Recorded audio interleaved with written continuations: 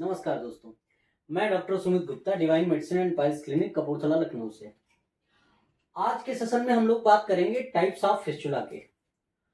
Fistula जो है ये एक ऐसी व्याधि होती है, गुदा मार्ग से संबंधित एक ऐसी बीमारी है जिसमें एक टनल लाइक स्ट्रक्चर फॉर्म हो जाता है पैरेलली, गुदा मार्ग के पैरेलली, जो अंदर से बाहर की तरफ डेवलप होता है। और जब कभी भी इसके कंफर्मेशन के लिए जब आप डॉक्टर को दिखाते हैं ऐसी किसी प्रॉब्लम को लेकर के, तो डॉक्टर इसके कंफर्मेशन के लिए एक रिपोर्ट कराते हैं एमआरआई फिस्टुलोग्राम। तो एमआरआई फिस्टुलोग्राम में कुछ चीजें लिख कर आती हैं कि जैसे फर्स्ट ग्रेड इंटरस्फिंक्ट्रिक फिस्टुला है, या कह सकते हैं थर्ड ग्रेड जो है वो ट्रांसस्फिंक्ट्रिक फिस्टुला है, फिफ्थ ग्रेड है एक्स्ट्रा स्फिंक्ट्रिक फिस्टुला है। तो इन सब चीजों को कैसे समझें, ग्रेड कैसे डिसाइड करें, इंटरस्फिंक्ट्रिक, एक्स्ट्रा स्फिंक्ट्रिक, ट्रांसस्फिंक्ट्रिक, इसको कैसे डिसाइड करें। तो इन चीजों को क्लासिफाई किया गया है दो तरीके से। एक क्लासिफिकेशन दिया है सेंट जेम्स यूनिवर्सिटी हॉस्पिटल, वो ग्रेड के हिसाब से बात करते हैं। अच्छा, पार्क्स क्लासिफिकेशन के बारे में हम लोगों ने इससे पहले वाले सेशन में पढ़ा था कि इंटरस्फिंक्ट्रिक, ट्रांसस्फिंक्ट्रिक, सुप्रास्फिंक्ट्रिक और एक्स्ट्रा स्फिंक्ट्रिक किन किन कंडीशंस में कहते हैं। जो एमआरआई रिपोर्ट बनती है, एमआरआई फिस्टुलोग्राम रिपोर्ट जो बनती है, उसमें दोनों बातें लिखी होती हैं, ग्रेड फर्स्ट इंटरस्फिंक्ट्रिक, ग्रेड थर्ड ट्रांसस्फिंक्ट्रिक, या ग्रेड फिफ्थ एक्स्ट्रा स्फिंक्ट्रिक। तो इन सब का मतलब हम लोग जानेंगे। थोड़ा सा एनाटॉमी के बारे में एक बार रिवीजन कर लेते हैं ताकि चीजों को बेहतर तरीके से समझ सके। ये रेक्टम है, ये रेक्टम है, जहां पर रेक्टम और एनल कैनाल दोनों आपस में जुड़ते हैं, ये एनोरेक्टल रिंग है। ये लिवेटर एनाई मसल है, लिवेटर एनाई मसल है। ये इंटरनल स्फिंक्टर है जो हमने ग्रीन से बनाया है, और ये इंटरनल स्फिंक्टर है, स्फिंक्टर है। ये एक्सटर्नल स्फिंक्टर है, स्फिंक्टर है, ठीक। ये डेंटेट लाइन है, ये आपकी हिल्टन लाइन है, और ये आपकी एनल वर्ज है। ये पेरियनल स्किन है, ठीक। तो देखिए, हम लोगों ने पढ़ा था कि जो मोर देन 90% फिस्टुला होते हैं उनका कारण एक ही होता है, क्या?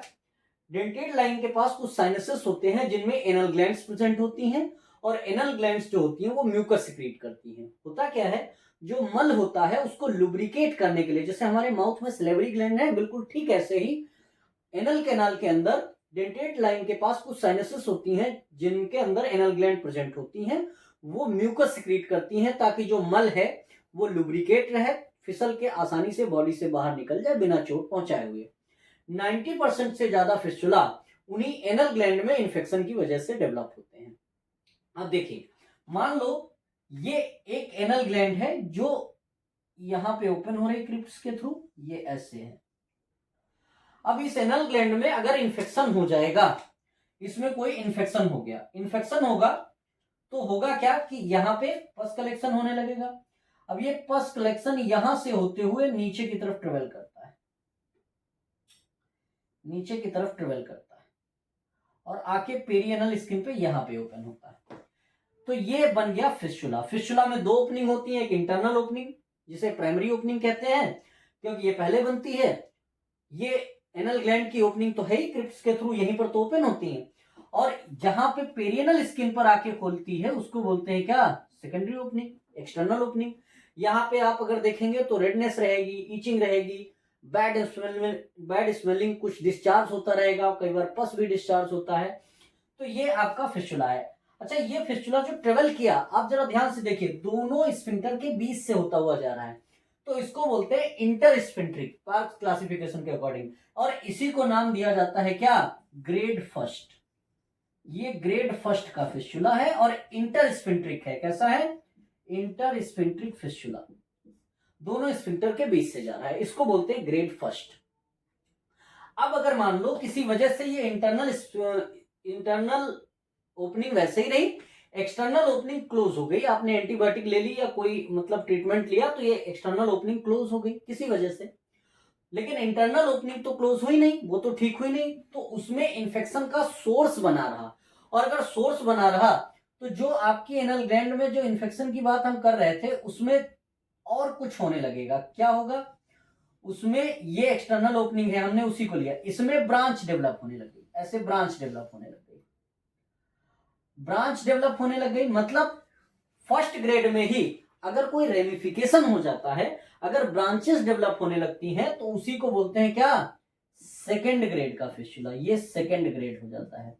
एक काम और हो सकता है कि सेकेंड ग्रेड में ब्रांच ना डेवलप हो, पस कलेक्शन हो जाए, तब भी सेकेंड ग्रेड है। First grade simple intersphincteric fistula होता है, जो कि दोनों स्फिंक्टर के बीच से ट्रेवल करता हुआ पेरिनेल स्किन के आसपास खुलता है आकर। अच्छा, जो सेकेंड ग्रेड होता है, अगर फर्स्ट ग्रेड के फिस्टुला में इंटर स्फिंक्टरिक ही रहता है, लेकिन फर्स्ट ग्रेड के फिस्टुला में अगर कोई ब्रांच डेवलप हो जाए या पस कलेक्शन हो जाए, एब्सेस फॉर्म होने लगे, तो इसी को सेकेंड ग्रेड फिस्टुला कहते हैं। ठीक, अब देखिए थर्ड ग्रेड कब कहते हैं। मान लीजिए ये आपकी एनल ग्लैंड प्रेजेंट थी, इन्फेक्शन हुआ तो ये इन्फेक्शन की वजह से ये एक्सटर्नल स्फिंक्टर को भी ऐसे पियर्स कर गया, एक्सटर्नल स्फिंक्टर को भी पियर्स करके यहां ओपन हुआ आके, मतलब इंटरनल को तो पियर्स किया ही किया था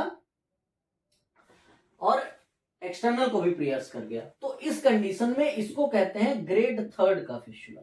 ये थर्ड ग्रेड है, लेकिन ये सिंपल ट्रैक है, इसमें किसी भी टाइप की कोई ब्रांचिंग नहीं है। और इसको दूसरा नाम बोलते हैं ट्रांस स्फिंक्टरिक फिस्टुला। ट्रांस स्फिंक्टरिक फिस्टुला क्योंकि दोनों स्फिंक्टर को पियर्स करके आ रहा है। तो ग्रेड थर्ड जो होता है वो ट्रांस स्फिंक्टरिक होता है। ग्रेड फर्स्ट और सेकंड जो होते हैं ये इंटर स्फिंक्टरिक होते हैं। अच्छा, फोर्थ ग्रेड कब कहेंगे। अब अगर थर्ड ग्रेड में फर्दर रेमिफिकेशन हो जाए या कोई पस कलेक्शन हो जाए, इधर देखते हैं हम लोग कि ये एनल ग्लैंड में इंफेक्शन हुआ और उसकी वजह से ये एक सिंपल ट्रैक जो बना था ये ऐसे आया। अब यहाँ पे या तो रेमिफिकेशन होने लग जाए, ऐसे ब्रांच डेवलप होने लग जाए ऊपर दाएं बाएं साइड किधर भी, या फिर क्या हो कोई पस कलेक्शन हो जाए, तो इसे बोलने लगते हैं ग्रेड फोर्थ का फिस्टुला। ये फोर्थ, ग्रेड फोर्थ हो जाता है, ग्रेड फोर्थ। और ये है अभी भी क्या, ट्रांस स्फिंक्टरिक फिस्टुला। फर्स्ट और सेकंड ग्रेड जो होते हैं ये इंटर स्फिंक्टरिक है, थर्ड ग्रेड या फोर्थ ग्रेड ये दोनों ट्रांस स्फिंक्टरिक होते हैं, और ये दोनों इंटरनल और एक्सटर्नल दोनों स्फिंक्टर को पियर्स करते हैं। ओके, इसमें दो और कैटेगरी बोलते हैं कि अगर ये कम से कम स्फिंक्टर को इन्वॉल्व करता है तो लो एनल फिस्टुला कहा जाता है, ज्यादा से ज्यादा स्फिंक्टर को इन्वॉल्व कर लेता तो हाई एनल फिस्टुला बोलते हैं। ट्रीटमेंट थोड़ा मुश्किल हो जाता है, जितना हाई एनल फिस्टुला होगा उतना ट्रीटमेंट थोड़ा मुश्किल हो जाएगा। अगर आप क्षारसूत्र में एनोरेक्टल डिजीजेस में प्रैक्टिस करते हैं तो जो टर्मिनोलॉजी है, जो फिस्टुला का ट्रैक है, उसको समझना बहुत जरूरी है, तभी आप उसको ठीक से ट्रीट कर पाएंगे, तभी आप उसका इलाज सही से कर पाएंगे। तो अगर आपको ये बात समझ आती है कि जो एमआरआई रिपोर्ट में दिया गया है वो एक्चुअल में जो बात कही जा रही है वो क्या कही जा रही है, तो ये फर्स्ट हो गया, ये सेकंड, थर्ड और फोर्थ ग्रेड। फिफ्थ ग्रेड कब कहते हैं, तो फिफ्थ ग्रेड देखिए कब कहते हैं।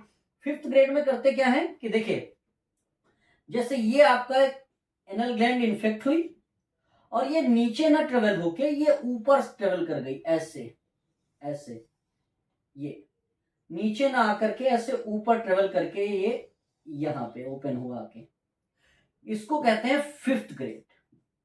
ये फिफ्थ ग्रेड है। लिवेटर एनाई मसल को पियर्स करके अगर इधर ओपन होता है आके, तो इसको फिफ्थ ग्रेड कहा जाता है, और इसको कहा जाता है सुप्रा स्फिंक्टरिक, सुप्रा स्फिंक्टरिक फिस्टुला। ये स्फिंक्टर एक्सटर्नल स्फिंक्टर के ऊपर से जा रहा है, इसकी जो इंटरनल ओपनिंग है वो अभी भी वही है डेंटेड लाइन के पास, लेकिन ये नीचे न ट्रेवल होके एक्सटर्नल स्फिंक्टर के ऊपर से ट्रेवल करता हुआ इधर आया है, इसलिए इसको सुप्रा स्फिंक्टरिक कहते हैं। ये ग्रेड 5 है। ग्रेड 5 में एक और ऑप्शन है, क्या, फिस्टुला डायरेक्ट बाहर से ही, मतलब यहां तो ओपनिंग जो एक्सटर्नल ओपनिंग थी वो तो वही है जहां थी, इसने किसी स्फिंक्टर को इन्वॉल्व नहीं किया और इसकी डायरेक्ट ओपनिंग हुई कहां, रेक्टम में। इसकी डायरेक्ट ओपनिंग कहां हुई, रेक्टम में। ये लिवेटर एनाई मसल को पियर्स करके रेक्टम में जाके ओपन हो रहा है, तो इसको बोलते हैं क्या, फिफ्थ ग्रेड। ये फिफ्थ ग्रेड है। फिफ्थ ग्रेड में दो ऑप्शन हम लोगों ने देखे कि एक तो सुप्रा स्फिंक्टर जिसने इंटरनल स्फिंक्टर को तो पियर्स किया लेकिन एक्सटर्नल के ऊपर से निकल गया, इसको बोलते हैं क्या, ग्रेड 5 और सुप्रा स्फिंक्टरिक। लेकिन जब इस कंडीशन में देखें, इसने किसी भी ना इंटरनल ना एक्सटर्नल किसी भी स्फिंक्टर को इन्वॉल्व नहीं किया, तो इस टाइप के फिस्टुला को कहा जाता है एक्स्ट्रा स्फिंक्टरिक, एक्स्ट्रा स्फिंक्ट्रिक फिस्टुला। तो जब कभी भी एमआरआई रिपोर्ट पढ़ें तो उसमें दी गई जानकारी के अकॉर्डिंग, दी गई लैंग्वेज के अकॉर्डिंग आपको फिस्टुला का ग्रेड पता चल जाएगा और आप उसका ठीक से ट्रीटमेंट कर पाएंगे। तो ये जो इंटर स्फिंक्ट्रिक, ट्रांस स्फिंक्ट्रिक, सुप्रा स्फिंक्ट्रिक, एक्स्ट्रा स्फिंक्ट्रिक, ये 5 क्लासिफिकेशन के अकॉर्डिंग बताया गया है। और जो ग्रेड वाला सिस्टम है इसको सेंट जेम्स यूनिवर्सिटी हॉस्पिटल ने बताया, तो उनके अकॉर्डिंग हम ग्रेड डिसाइड करते हैं। और जो एमआरआई रिपोर्ट आती है उसमें दोनों क्लासिफिकेशन की टर्मिनोलॉजी का इस्तेमाल होता है। अब आप ये सोचिए कि हमारे आयुर्वेद में आचार्यों ने कितने टाइप के फिस्टुला का वर्णन किया है। तो ये आपके लिए सवाल है, कमेंट में जरूर बताएं कि आचार्य सुश्रुत ने कितने टाइप के फिस्टुला बताए हैं, उनके कारण क्या बताए हैं। आचार्य वांगभट्ट जी ने कितने टाइप के फिस्टुला बताए हैं, उनके कारण क्या बताए हैं। इसके बारे में जरूर आप कमेंट करके बताएं। अगले सेशन में हम लोग सीखेंगे कि आयुर्वेद के अकॉर्डिंग कितने समय पहले आचार्यों ने इसे वर्णन किया था और उनके टाइप्स कितने होते हैं, उनके कारण क्या होते हैं और उनके ट्रीटमेंट के बारे में। उम्मीद है आपको समझ आया होगा। और अगर आपको फिस्टुला से रिलेटेड कोई सवाल मन में है, कोई क्वेरी है, तो आप कमेंट के जरिए पूछ सकते हैं, आपका जवाब जरूर मिलेगा। Thank you.